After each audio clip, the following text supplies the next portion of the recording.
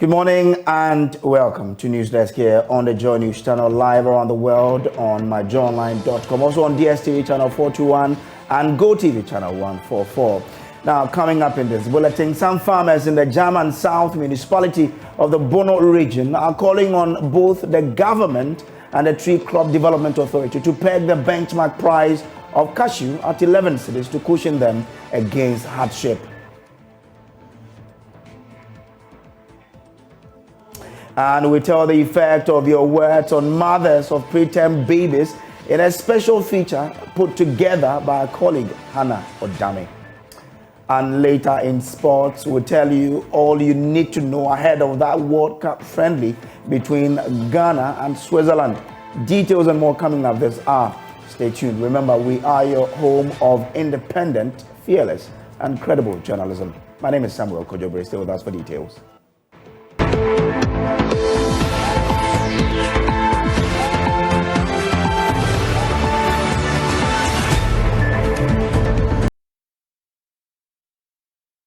Now, government, as part of its commitment to ensuring that cashew farmers are not exploited by buyers, instituted a Tree Crop Development Authority to get a benchmark price for cashew. Now, in the last cashew season, a kilo of cashew was at a minimum of 5 cedi across the country.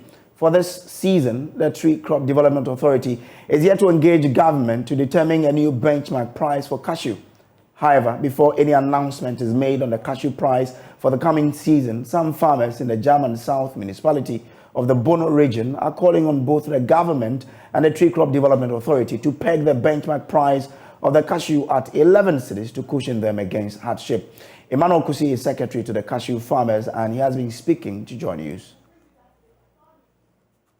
Now, we'll bring you that later. But joining us on Zoom with some responses is the Deputy Chief Executive Officer in charge of operations for the Tree Crop Development Authority, Foster Boateng. Mr. Boateng, grateful that you could join us. What is the authority doing about the pricing mechanism for cashew for the new season? Thank you, and let me say good morning to your cherished viewers.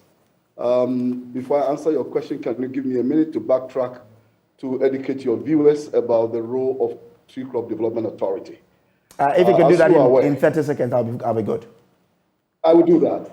As you are aware, the government of Ghana decided to look for other tree crops other than cocoa that can enhance economic diversification, looking at the fact that now climate change will not allow us to grow cocoa in certain geographies. And besides, tree crops can be grown in almost all the 16 regions. So it forms a very good, inclusive crop for transformation. One of our roles as TCDA is to regulate these tree crop sector. There are 6 tree crops for now. And then we are also supposed to promote these 6 tree crops, which pricing mechanism is one of our mandate. Now, what we have done for cashew last year was to meet all the value chain actors and the stakeholders to agree on a pricing mechanism.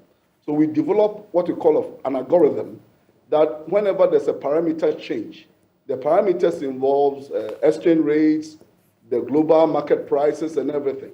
So anytime it changes, any of the parameters changes, the price will change. I could understand the cry of the value chain actors. But again, we don't sit alone to determine the price.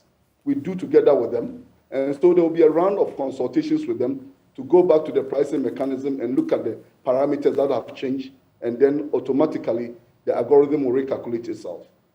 When is this supposed to happen so that they can take advantage of that going into the new season? Yeah, I think the season is opening somewhere in February, March, thereabout. We're hoping to quickly do that next month, by December. As of now, we have our regulation before Parliament, and as soon as the regulation is approved, there are other incentives for value chain actors, not only pricing, because we are also looking at challenges like foreigners coming to the farm gate to buy the produce. We are trying to see how best Ghanaians benefit from the full value chain. So give us up to by December. We'll do our consultations to bring them on board to look at the parameters that have changed, because all of us have agreed on the algorithm. So we are not going to change the algorithm. We are going to look at the parameters that have changed and automatically recalculates itself. Now, yesterday, data put together by a research desk indicated that the revenue that Ghana was getting from cashew keeps dropping from 2016. It has been dropping till now, and when we spoke to the farmers, they were saying that, you know, production has gone down a bit. What's the plan by the authority to reinvigorate the cultivation to then let us get back to getting how much we were getting in 2016? Thank you for your question. But first of all, I think that's the more reason why the government set up this authority to try and regulate and promote the value chain. Even apart from the fact that our production is going down, we have the potential, but we are producing less than our counterparts in Cote d'Ivoire and even in Burkina Faso. So it is not just about the production going down, but the whole system requires needs some support. So what we are trying to do is, as TCDA, we have a 5-year vision. And the 5-year vision, first of all, we are looking at how best we can shore up our production. Because we are not competitive. When your production is low, you are not competitive. When quality standards are low, you are not competitive. That is why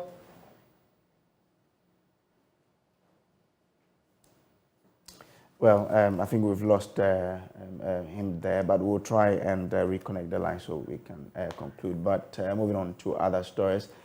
Pediatrician at the Shai Osudoku Hospital in the Greater Accra region, Dr. Mame Ya Bafwewa, has admonished relatives and friends of parents who have preterm babies to desist from interrogating them about the gestation of their babies, as the action has a tendency of stressing the mothers, who are mostly already distressed due to the situation they find themselves.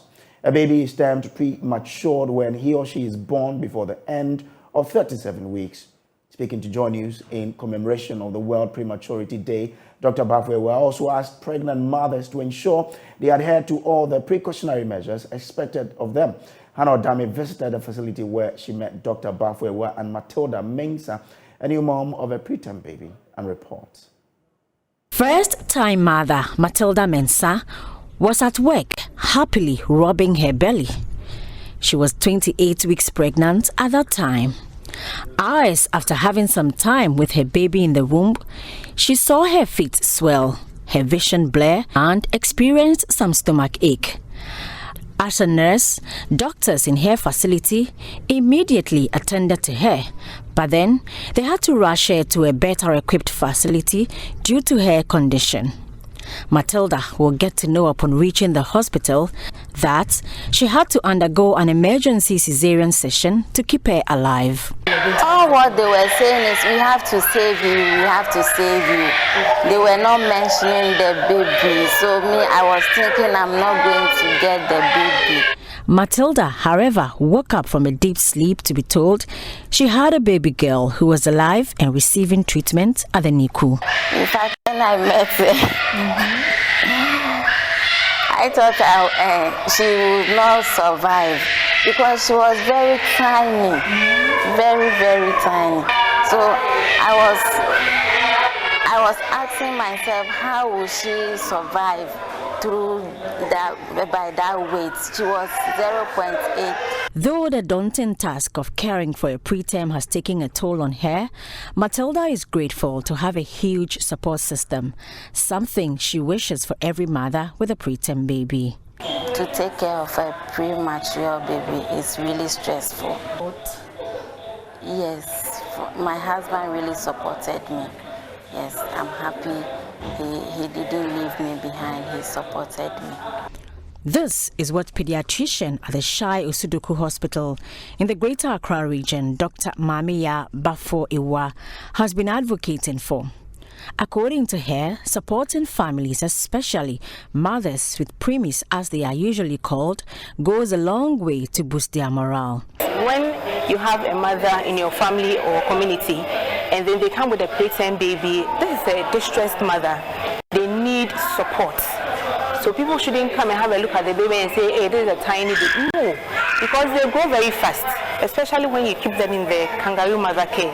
Very soon they are grown and nobody even knows they were preterm. So if we don't support them, and then we rather mock them in a way it doesn't help, because you don't know the next time be your turn or that of your child. So we should support them when they come home. Global statistics by the World Health Organization reveals about 6 to 10 out of 100 babies are born preterm. In Ghana, the survival rate is between 65 to 80%. Dr. Bafwewa, who believes this is dependent on the availability of required machines needed for their care, outlines some of the complications which causes the death of preemies. Some of them include day bleeding during delivery or having other birth injuries. Some can die from a low blood sugar, what we call hypoglycemia. And because they cannot store food, then they have those. Others too can have hypothermia. They become cold. You know, we adults, even when we let's revert to our earlier story where we're speaking to Mr. Foster Boateng, who is the Deputy CEO in charge of operations with the Tree Crop Development Authority. Welcome back. So we were talking about strategies to ensure that we get back to optimum production levels, and the line dropped. If you could conclude for me, then we can move on. That's correct. As I said, we have a 5-year strategy, and there are key areas we want to invest to be able to improve our competitiveness and also production levels.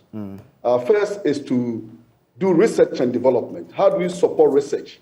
To research into good planting materials for farmers that command genetic advantage. We also need to research into pests and diseases, also into integrated soil fertility management, and then agronomic services like extension support.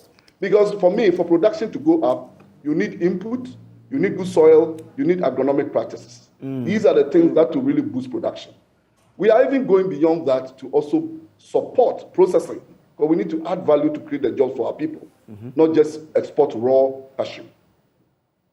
But whilst we are talking about processing, and we know that foreigners are trying to hijack this whole business of procuring the produce, what's the strategy to then get more Ghanaians buying it, so then it can then help us to then process more of the cashew product? Yeah, I think as I mentioned, we have a regulation that gives private sector people in the country to be able to sell the raw cashew to an exporter. The exporter, if he's not a Ghanaian, he's not allowed to go to the farm gate and do that. He must get a local aggregator who do that. We are also trying, as part of our investment for 5 years, focus on private sector people who will add more value so that we make cashew available to them to be able to process. Finally, we are also not only cashew, but we are also working on pricing mechanism for oil palm, which we have finished. Very soon we will announce that. Currently, my CEO and my other colleagues are working on rubber. They are in Kede working on it right now. The next move is mango. We are going to work with the mango value chain people to develop a mechanism so that we can have a price that are favorable to farmers at the farm gate level. All right, Mr. Boateng, I'm grateful. We would love to have a conversation on this, a broader one at a later date. But I'm grateful that you could spend some time with us on News Desk this morning. So that's Foster Boateng. He is Deputy CEO for the Tree Crop Development Authority. Now, modern day world keeps developing at a very fast pace, and this is happening as a result of digitalization. Many Western countries have advanced, and it seems Africa lags behind. In an attempt to change the story, the Center for the Study of the Economies of Africa has embarked on a quest for improved data governance in Africa. This project is aimed at improving digitalization and data management in Africa to enhance development. Lois Day has more in this report. Professor Anthony Afodazi, head of the Department of Operations and Management Information Systems at the University of Ghana Business School, mentioned plans to introduce 2 new programs to their curriculum that will promote management and digitalization in the country. He further encouraged other institutions to run programs that will further this agenda. Currently, we are coming up with a program, 2 programs. One is MSc Business Analytics, and then another is MBA Business Intelligence and Analytics. Companies are generating so much data every day. How are you going to process this to make informed decisions? Basically, almost all the institutions in Ghana should be able to come up with a program in data science, data analytics, and business analytics. According to Sonny Osaikwe, a research fellow with the Center for the Study of Economics of Africa, CSEA, the center has come up with a digital government index, which will assess the level of readiness of African countries in terms of digitalization and digital access. We've also come up with a digital governance index. It's an index to assess like the level of readiness of different countries within the continent to see where they are in terms of even just digitalization and digital access, and then in terms of now having in place some kind of frameworks for data governance. The Director of Research for CSEA, Dr. Adeniran Adedeji, believes that there is so much Ghana can offer the continent when it comes to digitalization. There is a lot that a country like Ghana can do. For example, in our index and estimation, Ghana is actually among the mid-performing country. They are around the average performer in terms of digital preparedness. It's just that there is something that Ghana can offer the whole of the continent. It's about, electricity, energy is one area that Ghana actually has more advantage than a number of countries. Those are kind of enabler for digitalization. Digitalization is definitely the way forward for Ghana and the African continent as a whole. A report by Lois Tay, read to you. Welcome back. Now to other stories, and the Ministry of Foreign Affairs and Regional Integration in an earlier statement warned that traveling public to avoid non-essential travels to the capital city of Nigeria due to unpredictable security situation in the city, and a communique from local authorities directing hotels operating in residential buildings to shut down. My colleague Kofi Ejay joins me through Zoom with the full details of that communique. Kofi, what does the earlier statement say? Okay, so now, still on this particular story, we understand the ministry has reversed this directive and is working on that. We're being joined on the line by lead security analyst with SBM Intelligence in Nigeria, Confidence McHarry.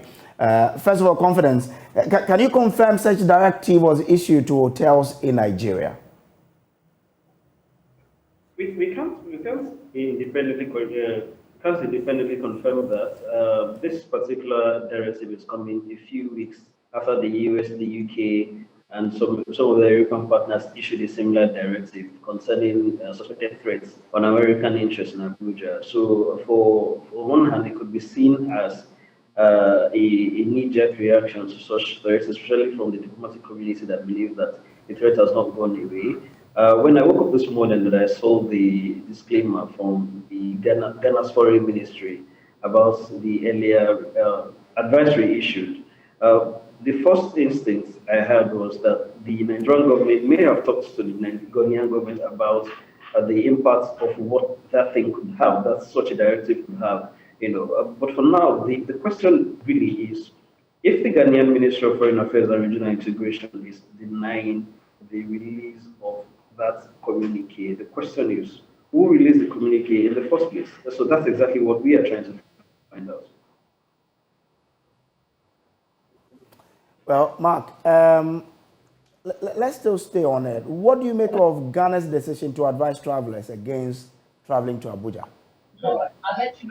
In the first place, it's a responsible thing for any government to do for its citizens traveling to high-risk environments. Nigeria, unfortunately, is part of such high-risk environments, and it's not surprising that the advisory is coming at this point. As I said earlier, the US, the UK, and its European partners did a similar thing. The current state in which Nigeria's capital, Abuja, is in now is not the best of states. In March, there was an attack on a train very close to the capital, the Kaduna Abuja railway service, in which over 100 victims were abducted. And over the following months, we have seen repeated attacks by the Islamic State, not only in a medium security prison facility in the capital, but also in the Nigerian law school, not too far away. And so the capital is, from all sides, being infiltrated by terrorists, not necessarily on the jihadist front, but also economic terrorists looking to make a living off kidnapping people on the highway. So yes, the capital is a bit more high risk than normal, and such kind of advisory, unfortunately, is especially for people that are looking to take their citizens. As something I think this will be than the heightened state at which it was as of July, or about a month ago when the United States decided to pull out essential staff in their embassy in Abuja. Well, but run us through the current security situation of the city and then Nigeria now, as we're talking to you. What is it like? In the country, we currently experiencing a couple of security challenges. It depends on the geopolitical zone we currently are. If you're in the northeast, of course, the Boko Haram situation continues to fester. Recently, the Islamic State mentioned that there are some particular areas, especially around in the Chad region, where the use of Nigerian naira has been banned. As a result, they have decided to adopt the CFA franc as the currency of transaction. And if you go to the northwest, you have a couple of armed groups, both jihadists and non-jihadists in nature, trying to carve out a territory of operation away from the Nigerian state as we know it. In the north central, you're also having the same thing, pastoral conflict between farmers, herders, and also not necessarily pastoral conflict, but militant people are trying to engage in the act of ethnic cleansing. And unfortunately, that is north central is where the capital Abuja currently is situated. And in the southwest, you're having criminal groups such as youth gangs, disrupting the peace. In the south, a similar situation, but with the water factor into it, the piracy on the Gulf of Guinea moving into and several other issues. And the southeast, a breakaway faction trying to revive the state of Biafra, which the situation has moved into an open conflict between the military and youth loyal to the cause. But what is much more central to the point in the geopolitical spread of Nigeria's security issue is the issue of kidnap for ransom, which permeates every other security issue across the country. So the FCT, being geographically in the middle of Nigeria, is caught in the middle, and it's outlying satellite towns, because the FCT is the creation of some states in the north central. We're talking about states like Gi, Nasarawa, and several others. So the security situation in those areas where the FCT was carved from is unfortunately spilling into the FCT. So these satellite towns in places like Niger and Nasarawa State that have seen repeated attacks by armed groups in the past have been willing to look at the poor state of security in Abuja and decide to make a play for it. And unfortunately, Islamist groups such as the Islamic State are also buying into the idea and keen into the lax security situation to also carry out attacks. So in the meantime, although the presidential area, which is also is yet to be attacked, but the attacks are now moving away from the satellite towns into also many other parts of town, and that's exactly where the issue with the advisory is coming in at the moment.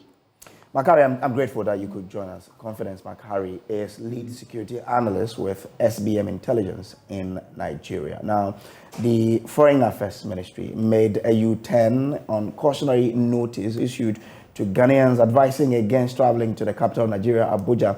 The Ministry of Foreign Affairs and Regional Integration, in an earlier statement, warned the traveling public to avoid non-essential travels to the city of Nigeria due to unpredictable security situation in the city, and a communique from the local authorities directing hotels operating in residential buildings to shut down. My colleague Kofi J joins me on Zoom with details of that statement. Kofi, what does the earlier statement say?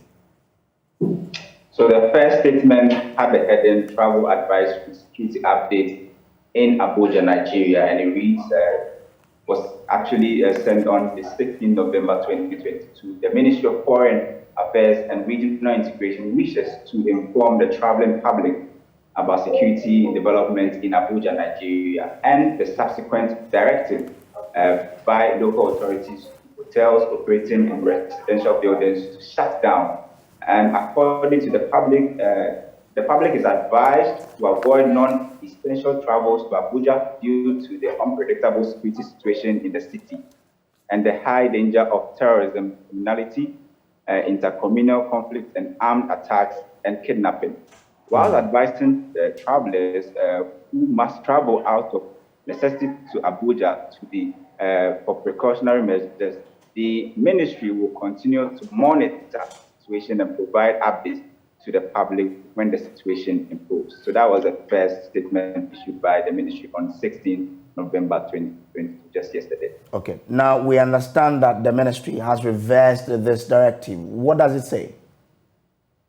So on the same date, that was yesterday, 16 November, they issued another statement with the heading Travel Advisory Security Updates Abuja, Nigeria. And was a reference to the first letter that was issued. That they read, the Ministry of Foreign Affairs and Regional Integration wishes to refer to travel advisory published this evening, Wednesday, 16 November 2022, advising against non-essential travels to Abuja and wishes to state that the statement was unauthorized. The ministry is not aware of any threat targeted at Ghanaians who continue to live in harmony with their Nigerian brothers and sisters. The Ministry of Foreign Affairs and Regional Integration regrets any inconvenience this may have caused to the traveling public. Interesting. Grateful that you could join us with those details there. Now, moving on to other stories. The National Network Coordinator of the West African Network for Peace Building, WANEP, Albert Yelyang, has announced that at the back of the conflict and violence that go on during elections, WANEP has taken the initiative to meet up with all stakeholders to deliberate on how to maintain peace and stability in anticipation of the upcoming elections. It disclosed that there are some emerging threats that are going to be possible agent of violence in the 2024 elections. There's more in the following report. During every election, people die due to electoral activities. Statistics have shown that 8 lives were claimed in the 2020 election. To prevent further occurrence, WANEP, in partnership with the National Center for the Coordination of Response Mechanism, organized a stakeholders session to strengthen partnerships for the prevention of conflict and violence in elections in Ghana. Speaking at the multi-stakeholder event, Albert Yelyang revealed there are shreds of threats that have the tendency to breach the 2024 election security. It is very exciting, the information that is coming out from all these multi-stakeholders, and how the cross-cutting issues that we are already identifying and how we can have the details of these cross-cutting issues, then see, based on that, the strategies that we can develop. Because the next stage that we are going to do here is to come out with some strategies, already begin to tease them out.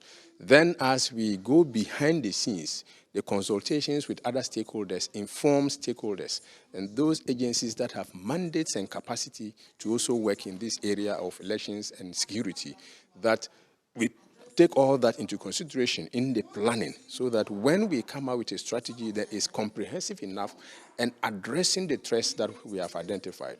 For instance, the National Center for the Coordination of Early Warning, has its data. WANEP has its data. There are other CSOs that have their data. The national security would also have their data. Everyone, we want to see how do we expand the discussion on the indicators that we need to monitor and then be able to react to the threats that may be arising out of these indicators. So basically, this is a strategy. And one key thing that we want to be engaging on is how does the National Peace Council, for instance, that's the encouragement from this forum, lead discussions that build consensus, and then also informing or communicating to various agencies, election management bodies, so that in their own strategies and implementations, how they will respond to some of the concerns of the stakeholders. Because at the end of it, we want a peaceful 2024 elections, despite the challenges. Then we'll say, yet again, Ghana has done it. Speaking to JoyNews, some stakeholders who were present shared how they intend to ensure peace and stability in the coming election. There are several proposals to be considered by the Electoral Commission and the Commission is actually looking at all the proposals that came after the 2020 elections. And last year, we had a meeting with the political parties, and one of the proposals that stood out strongly has to do with the closing time, which Commission, through engagement with its partners, the political party and the civil society organizations, arrived at 3 p.m. And the thinking is that if closing can be done at 3 p.m., it will give a lot of time for the counting of the ballots at the polling stations and also the counting at the collation centers, where we have all the polling station results in each constituency going to the collation center, so counting can be done early. In this way, we can be in a position where results can also be announced early. The Ghana card, to what the Electoral Commission is basically saying is that people should just acquire their Ghana card. Once you acquire the card, just go to our office to go and register if you are 18. But if you are already a registered voter, you are not part. The Electoral Commission has your information in our database. So the 17 million people who are already registered voters, we don't need them at the registration centers. The only people we need is those who did not get the chance to register in 2020 and all those who have turned 18. And the Commission is saying when everything is done and the continuous registration is rolled out, just go to our offices, the office in your district, the office in your constituency with the Ghana card. And as soon as you go, you just register as a voter, as long as you are 18 years or you have not previously registered as a voter. CDD is still making the environment analysis. Of course, we have 3 pillars that we do on elections. One is the observation, that Kojo observers are trained. We have what we call pre-environment election observation that will do 6 months to the poll. We'll do the election day observation, then we'll do post-election observation. That one will automatically be done. Then we do what we call PVT, the para-vote tabulation, that we do to compare figures that the Electoral Commission will also have to confirm whether or not the elections results are genuine. Then we do special monitoring projects on security, as I've shared the information. Sometimes we do the Kofi Annan Center, sometimes we do with OneUp. We're going to do all these things in addition to what we identify. We have specific projects that is based on what will be identified on the political environment, like youth inclusion, like the PWD inclusion, like the marginalized. When we talk of marginalized, sometimes we talk of marginalized people, but we have marginalized communities. There are communities in the country that do not even have election information. They are also marginalized, but we refer to marginalized groups as only individuals. So how do we get information timely to some of these villages and the communities who need information, who because of lack of actual information are also manipulated by politicians? So some of these things are what we do based on our political environment analysis and the issues we identify. We already have a database of issues that we have collected. So this way, we'll try to do comparison, triangulate it, and see how they impact on the already data that exists, and look at the trends. And then we'll give it back to policymakers that this is what we picked, this is what is in our database, and this is the way forward that we need to do. The Executive Secretary of the National Media Commission, George Sapong, stressed it was important for the media to be part of such an initiative. I think there is an erroneous tendency on the part of policymakers and key actors to think of the media in instrumental terms, that when we have finished thinking, then we tell you what to go and tell the public. That's not how the media work. They need to understand that the media itself as an institution and as a collective and as individuals are also part of the society. And therefore, the media's understanding of the society itself contributes significantly in framing. Now, Chief Justice, His Lordship Enim Yeboah, has said the deplorable state of court buildings across the country remains a key factor militating against the justice needs of Ghanaians and continue to render court services sometimes ineffectual. According to him, a needs assessment conducted nationwide by the judiciary revealed that a significant number of court buildings are unfit for the purpose of court businesses, a situation the Chief Justice described as worrisome. His Lordship Enim Yeboah was speaking at the commissioning of the First Circuit Court building in the Northeast Regional Capital, Nalarego. Correspondent Elias Utanko was there and filed this report.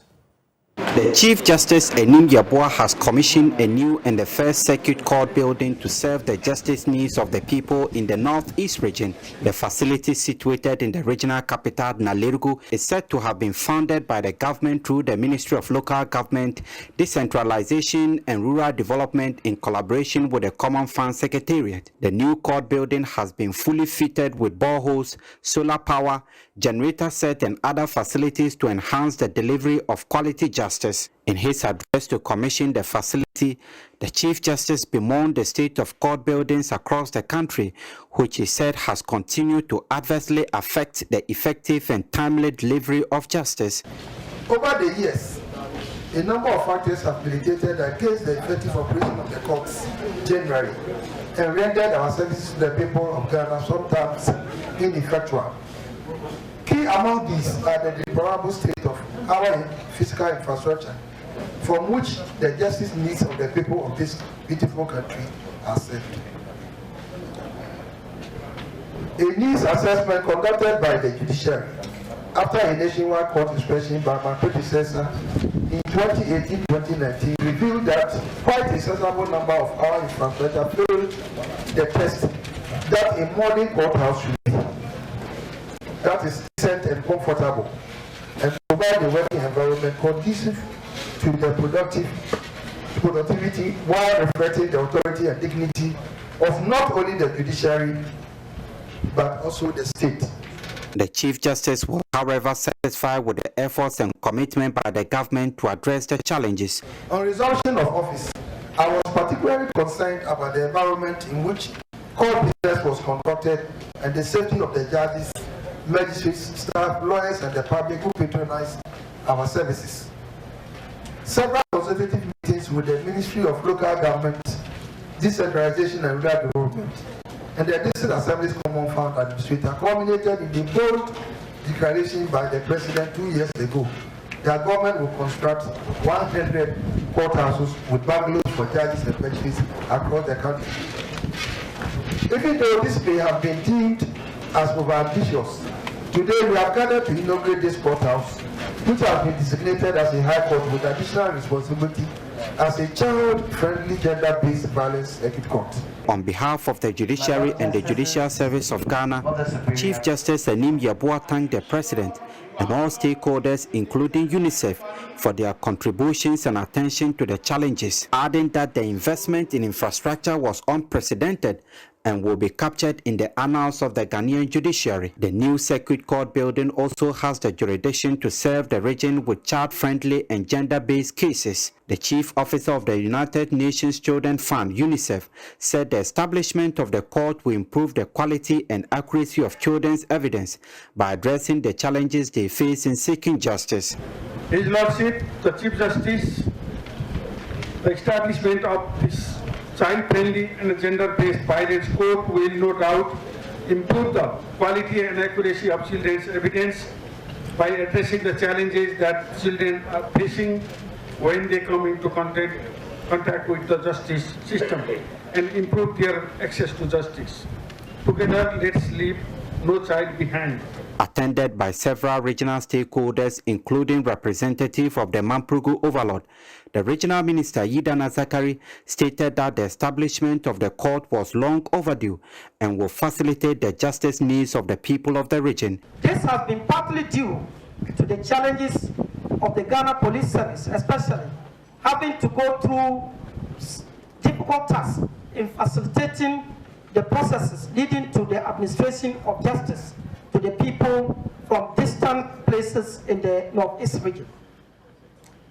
My Lord Chief Justice, I must inform you that criminal cases that hitherto would have had to be tried by high courts in as far as Tamale or Bolgatanga would now be tried here in Nalerugu. Clearly, this will cut down on the transportation cost and security agencies incur in transporting suspects to Tamale and to Bolga for justice administration. From the regional capital, Nalerugu, Ilyasu Tanko for JoyNews. Now, third parties licensed by the National Communication Authority to provide value-added services, VAS, have been known to perpetuate unsolicited subscriptions among mobile phone users in Ghana. But how they go about it has been a mystery to many. A Love News investigation has found that some have largely been carrying out their operations through local and regional adult websites. There's more in the following report by Emmanuel Kwesi Deborah.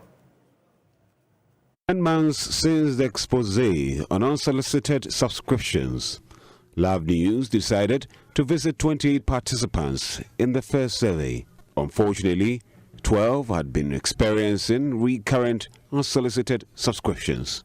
After several questions, it came out that the victims had them through popular local and regional adult websites. These are Empress Leak, Toto Leak, and Ugandan Porn.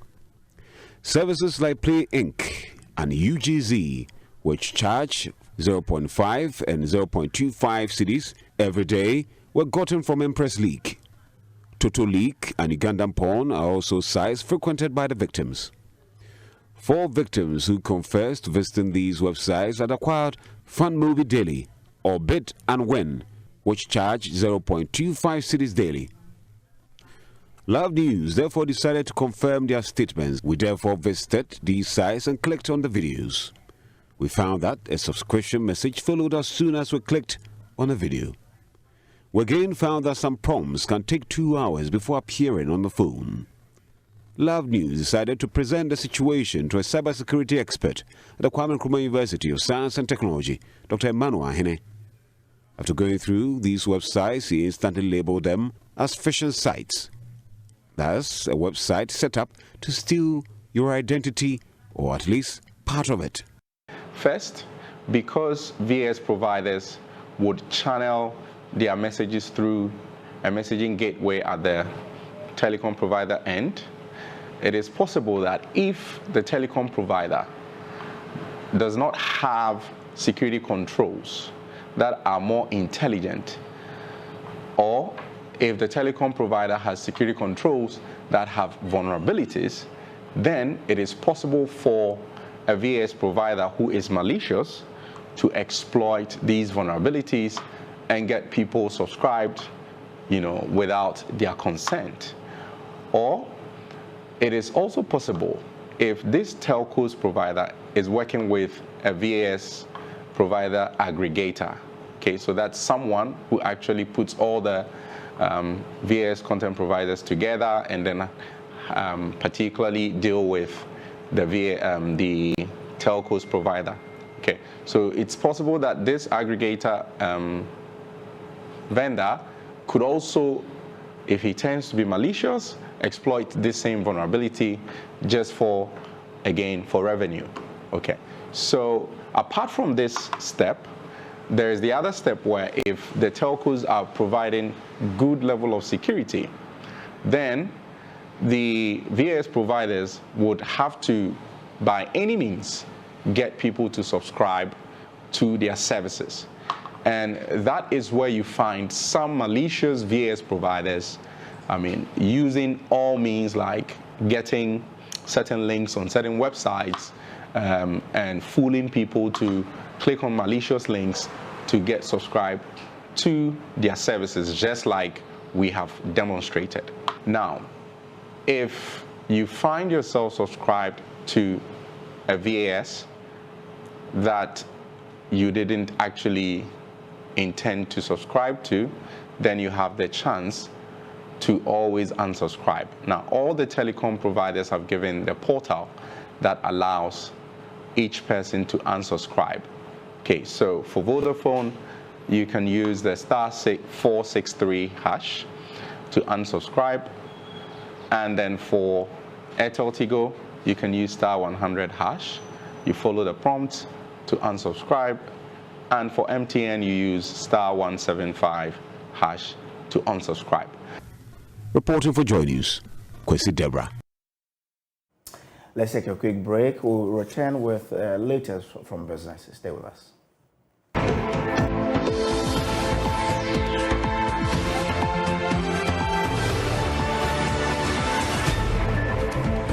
Hi, welcome to Business. My name is Darryl Kwao.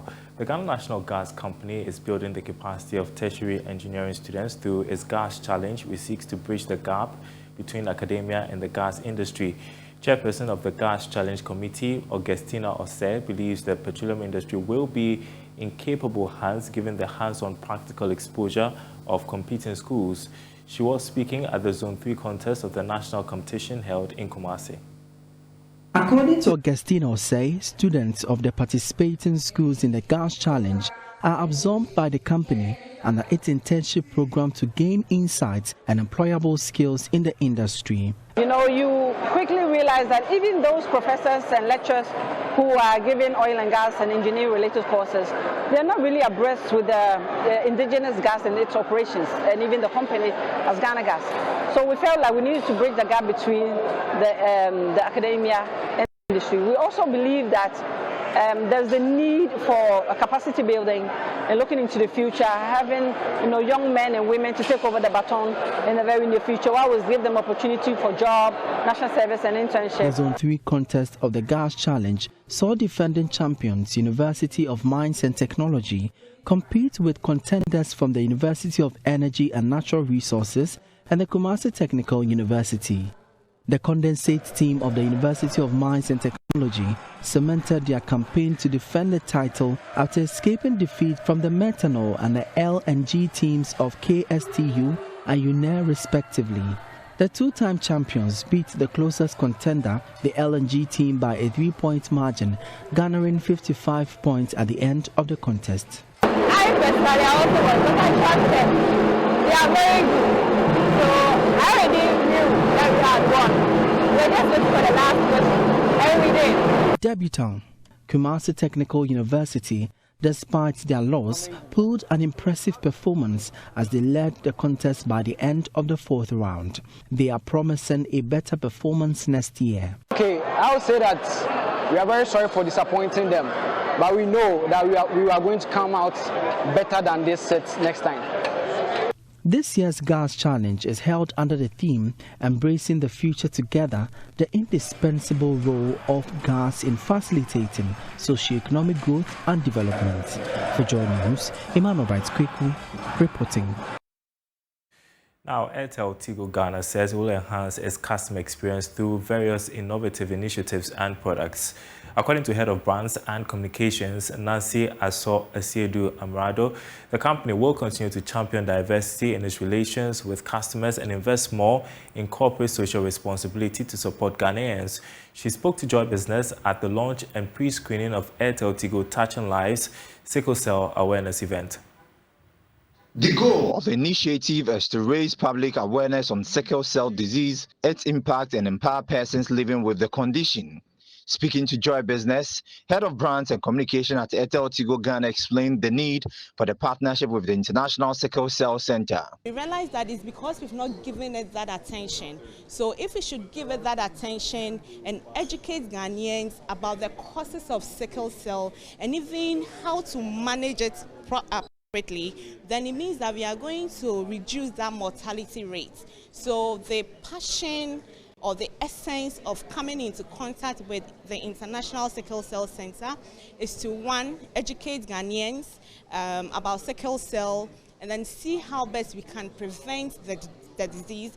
And if we are not able to, if let's say couples are not able to prevent it, and we have children being born anyways, then we teach them how to manage it. Mary Anson, the lead medical expert driving the project and founder of the International Sickle Cell Center, revealed that sickle cell disease is very prevalent in Ghana, with 1 in 3 Ghanaians being carriers of the AS or AC genotype, hence the need for the awareness. There's so many misconceptions in society about sickle cell, but then importantly, we partnered with Airtel Tigo for this educational initiative because I'll use my uncle as an example.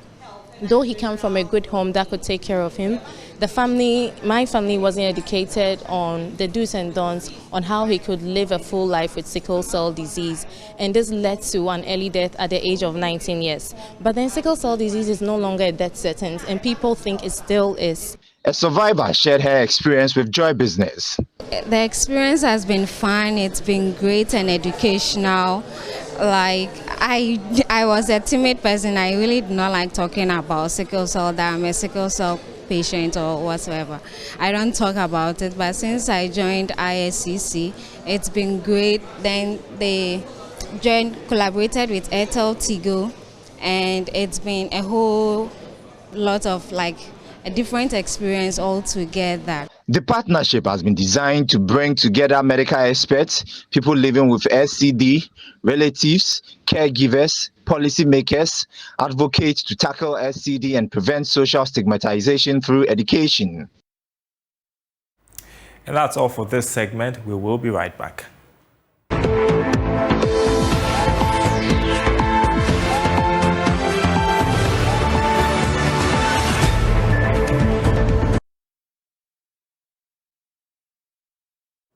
Welcome back from the break. Well, the Black Stars are playing Switzerland in a friendly before the World Cup begins, and as of the time I was coming in, it was halftime. We were playing a goalless draw. Let's see how it goes. But that's how we wrap up today's bulletin. There's more news at myjoyonline.com. My name is Samuel Kojo. Brace. Good morning.